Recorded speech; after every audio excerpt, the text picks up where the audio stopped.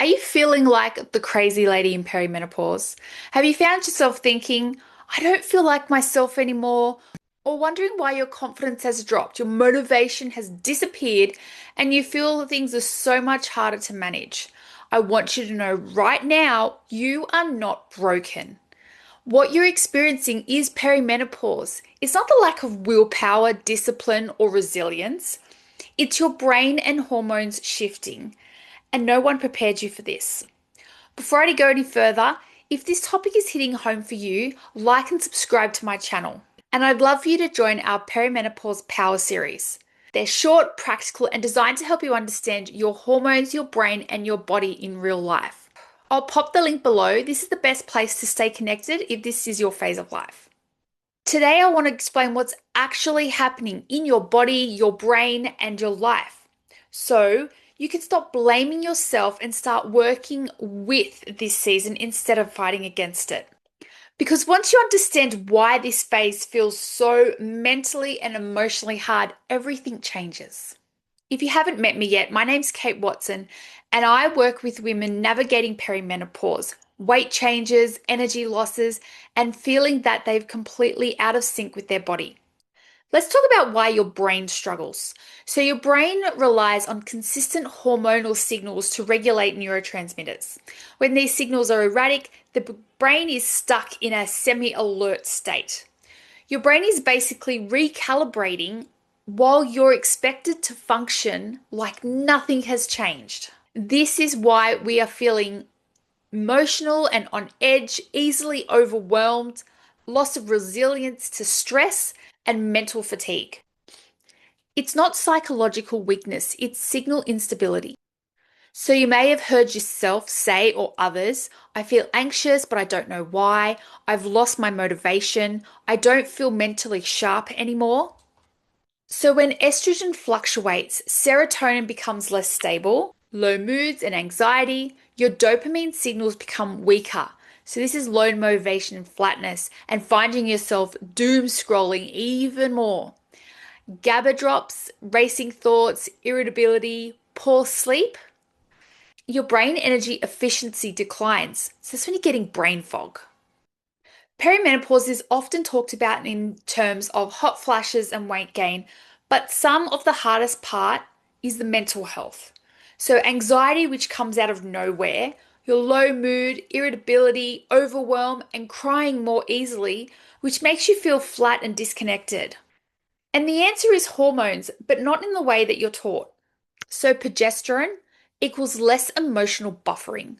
So it can often be overlooked, but it's a critical part of mental health. So progesterone is that calming hormone, anti-anxiety effect, acting like that natural hormone system sedative. Progesterone declines earlier than estrogen. That's when our anxiety increases, our sleep becomes lighter and more fragmented, emotional regulation is weaker, stress feels harder to recover from than it used to.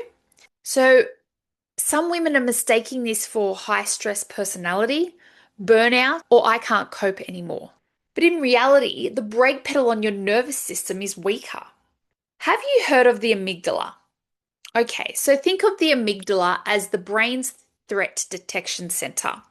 So during perimenopause, your hormonal shift increases the amygdala sensitivity. The brain perceives stress more quickly, emotional reactions become stronger and faster. Can't blame us for going a little cuckoo in this. So at the same time, our prefrontal cortex efficiency, so that's our ability to plan, regulate, and have rational thoughts, is under stress. And then sleep disruptions can worsen this imbalance. The result, what we're seeing is less patience, more irritability, emotional overreactions, and difficulty calming down once activated. This is neurological, this isn't behavioral. So, in saying that, brain fog is not a cognitive decline. This is a huge fear point for women, and rightly so. But brain fog is caused by reduced glucose metabolism in the brain. Neurotransmitters are unstable. There's sleep deprivation in there. Stress hormone is interfering, and then ongoing neural remodeling. The female brain is adapting to this low estrogen future. So our brains are just adapting to our future of low estrogen. So during this transition, efficiency is going to drop. Yeah, and that's okay. Multitasking becomes harder.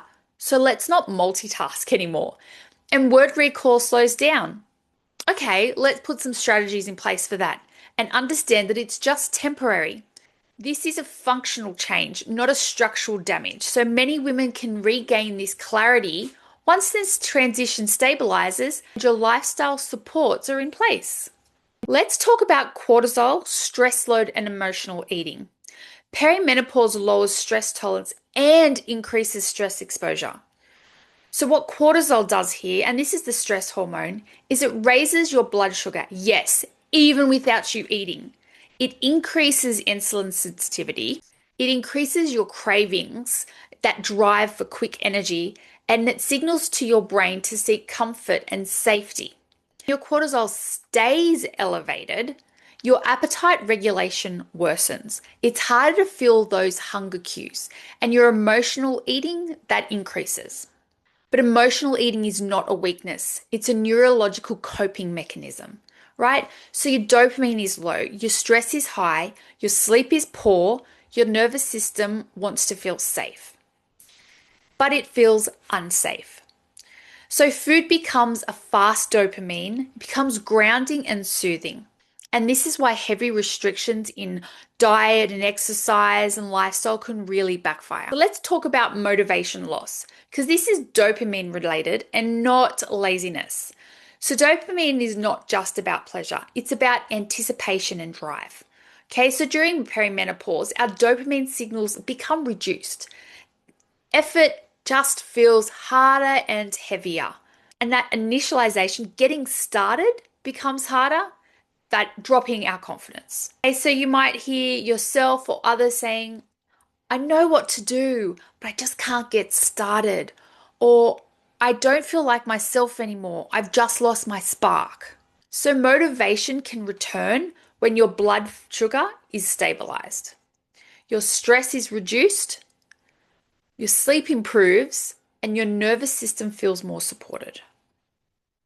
In saying all that, weight gain is your body protecting you in its own way. So, from a biological perspective, perimenopause weight gain is often protective.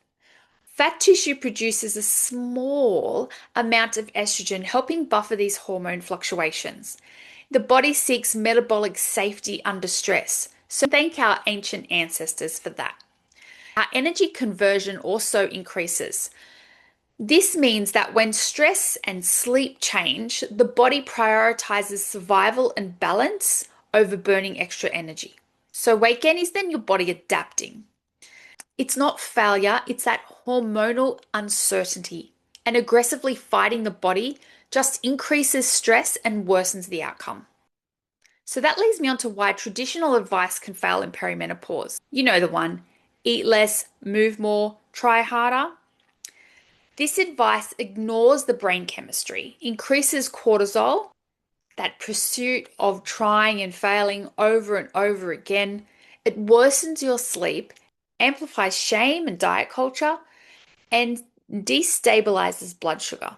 However, sustainable change in perimenopause starts with your nervous system regulation, consistent nourishment, stress aware movement, compassion based structure, and sleep protection. And if you want to learn more about how to start improving your sleep, I'm going to add a video maybe here so you can follow that video next. So, if there's one thing I want you to take away from today, it's that what you're feeling in perimenopause, the brain fog, the mood swings, the weight changes, the dips in motivation, is not failure. It's your body and your brain adapting. We've never lived this long before. Okay, we need to normalize this. With the right support, knowledge, and tools, this phase can actually turn into a chance to reconnect with yourself and to feel at home in your body again. If you're ready to do that, I'd love to invite you to my Holistic Perimenopause workshop. This workshop will cover how to support your hormones, your brain, your sleep, your stress, your weight, your motivation, everything you need to thrive and not just survive during this stage. You can find a link in the description and I'll pin it in the comments. Take that step for yourself because you deserve to feel confident, engaged, and back in control of your body. And if you're not ready for that yet, we have the Perimenopause Power Series. Either way, you don't have to navigate this alone. I'll see you on the next video.